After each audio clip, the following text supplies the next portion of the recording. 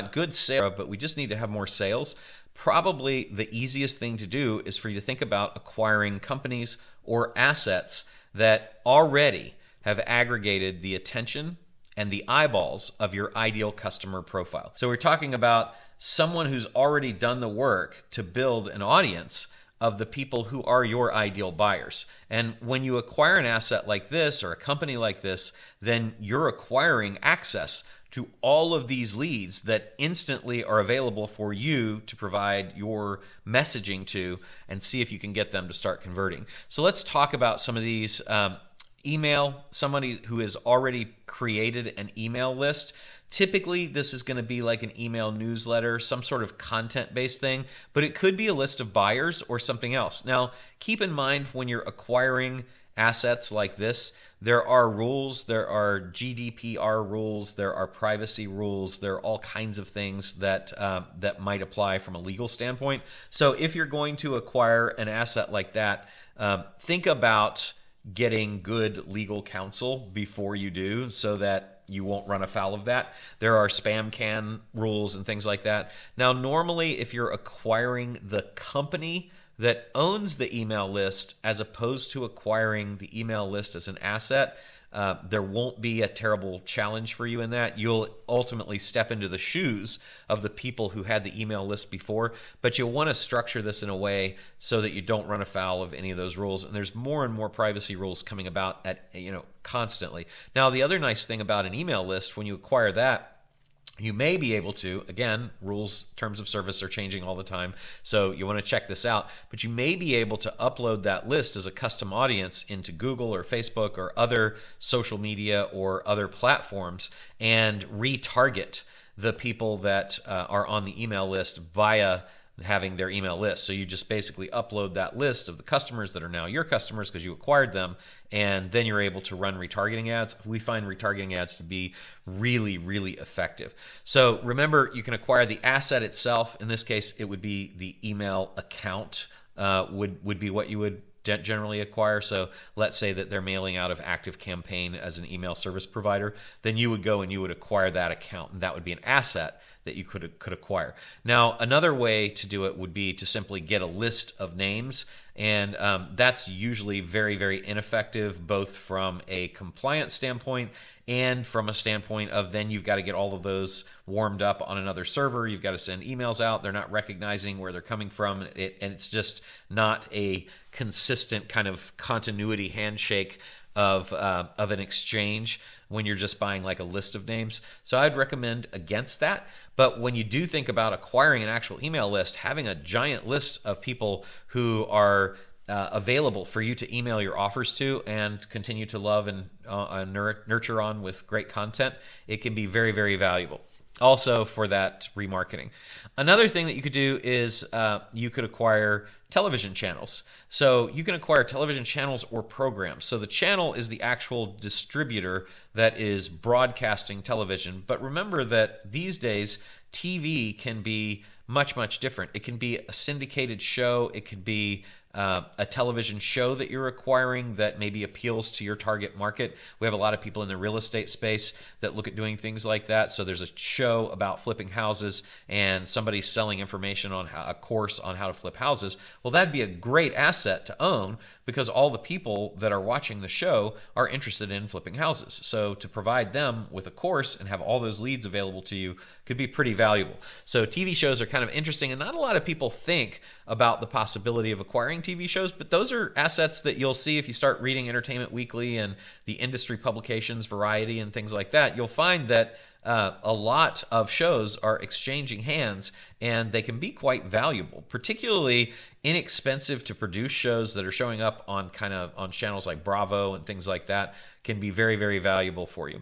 Another option would be to acquire radio shows. So radio, and particularly talk radio shows, can be very valuable, great tools for lead generation. And so somebody that's already created a radio show that has a significant following is a great candidate for you to talk to about the possibility of acquiring that show. And what's cool about that is I know several people that have shows like that do not know how to monetize them. They're only monetizing through advertising, and it's really minimal compared to if you've got hundreds of thousands of listeners, or even tens of thousands, or really even thousands of qualified listeners that you acquire a show for and then can market your things to, that you're basically acquiring the ad space, the ability to contact those connected, already self-identified affinity people that you want to reach, those ideal customers that are the perfect lead for you. That can be a really good way to monetize. So those are three initial categories I think are definitely worth looking at.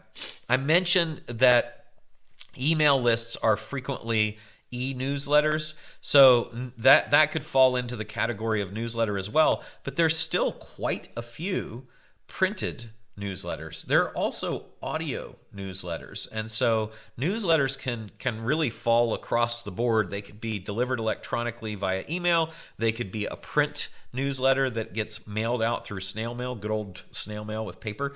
And a good example, actually, I have right here on my desk. This is one from Russell Brunson, who bought the Dan Kennedy assets. So as you see, this is your paid newsletter inside. So Russell actually reached out because Russell has a software company called ClickFunnels, and he purchased Dan Kennedy's paid newsletter list. So all of the people that pay for this newsletter every month, now Russell has access to. You can do the same thing. Really, really great when you've got a super high ticket, high value thing like software subscription, or high ticket consulting, or something like that, coaching programs. This is a great opportunity to buy a list of people and be able to market to them. Also, if you were running a trade show or an event and wanted to get a bunch of people there, to buy a newsletter and then have that be something that you can market your event through, really, really fantastic. Also magazines. So magazines that are published on a regular basis. I've got over here in my floor an ad week that I was just looking through, and that means that, like, I'm an advertising kind of person. I'm in that industry. So if somebody wanted to reach me, then someone who would acquire Adweek would be really good. Interestingly enough, we had a conversation with Adweek about them acquiring one of our companies not long ago. So the acquisition of magazines gets you these people who are laser targeted to your exact demographic and psychographic, that have the exact need and interest that you want them to have to market and sell your stuff to. So magazines good too. And again, remember, you can buy the brand of the magazine, you can buy the assets, or you can buy the company that owns it. SEO blogs. So blogs that are ranked, not necessarily blogs about SEO. SEO is search engine optimization. So I'm not saying buy blogs about SEO to sell any product to. I'm saying that a lot of blogs, a lot of websites that are weblogs online that are constantly updating themselves have wonderful potential for you to acquire. And what you want is you want them to already be ranked in Google. So one of my favorite stories is our friend Neil Patel, who is in the SEO education and services business, decided that he wanted to rank number one for as many search engine optimization searches on Google as possible. So what he did, and what I would recommend that you do, is he said, I'm going to search for all of the searches that I would like to rank for in the top 3 or 5 results on Google. And then I'm going to see who's already got those positions.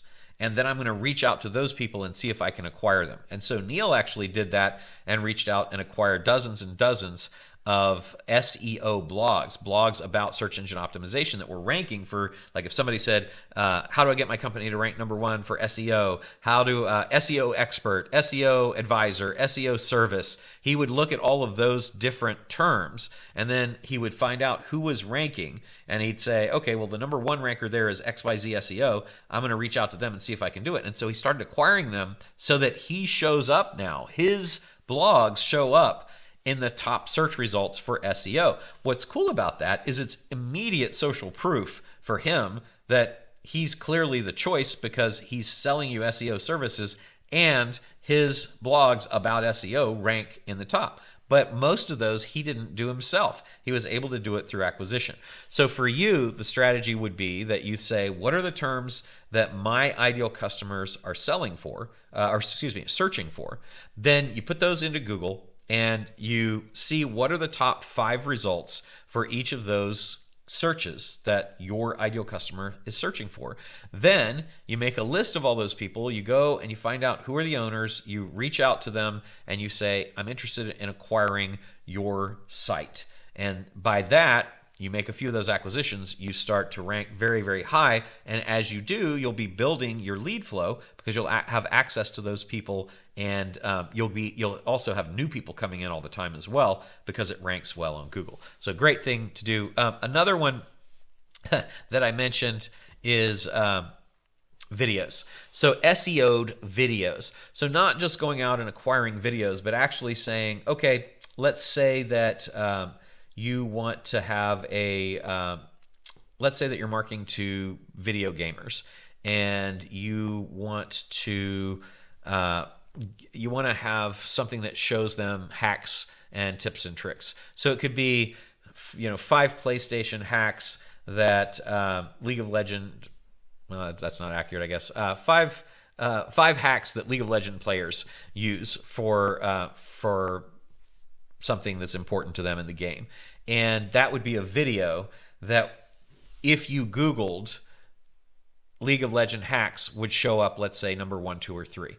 So that video would then be something that you would acquire because it's ranking exactly where you want it to rank for the exact search term that you want for the people you're trying to reach, in this case, League of Legends players who are interested in hacks, right? So that would be another way to do that with video.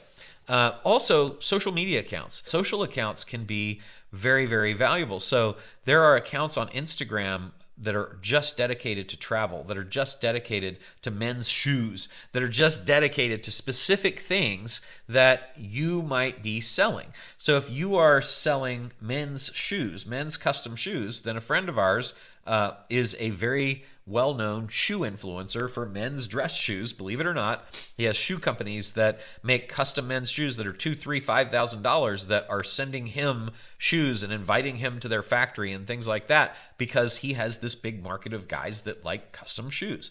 So if I was a custom shoe manufacturer, I would look at acquiring his social media accounts where it's not branded just to him, but it's like luxury men's shoes or something like that. If it's branded to a personality, it can be a little bit more difficult, but there are lots and lots of accounts that are on social media that have hundreds of thousands, tens of thousands, or millions of followers that are not branded to an individual. And those can be great for getting you the exact leads you want. How do you find those? Exactly like you find everything else. You go in Google and you say Instagram accounts about men's designer shoes or men's custom shoes, I guess is what that would be. But then you also go on to the platform itself because all of those platforms have their own search algorithms as well. So you would go on to Instagram and say men's custom shoes. You would go on to Facebook and do the same thing. You would do the same thing on TikTok. You do the same thing on YouTube. Do the same thing on all those social sites so that you could kind of see where are the sites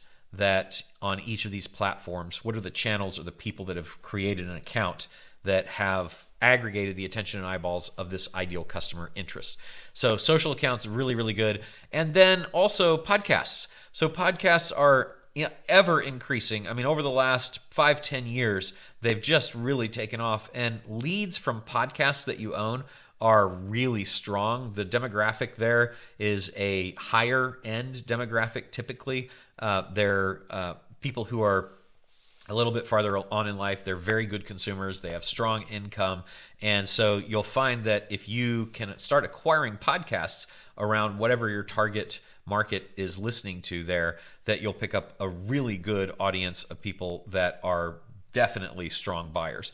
Also, LinkedIn groups and Facebook groups. So groups are by definition affinity based. So if there's a group of people who are interested in dachshunds, then we've bought several of these for our pet company. So they're interested in dachshunds. So you go on Facebook and you find the dachshund group. You're interested in venture capital. So you go on to LinkedIn and you find the venture capital group. That's another good type of group to acquire. So that as a category is media. Now, you can clearly go out and acquire television stations and bigger things like that, but usually those are beyond the reach of most of the people that are looking at the companies that fall into that $10 million-ish and less range. Those are usually multi-$100 million deals, but you could potentially acquire a local television show. So don't put media outside of your risk. Don't think that it's outside your grasp because media sounds fancy. All of these types of media are definitely acquirable by you, and they're definitely acquirable for $0 out of pocket. And we've acquired almost all of the categories that I've talked with you about today.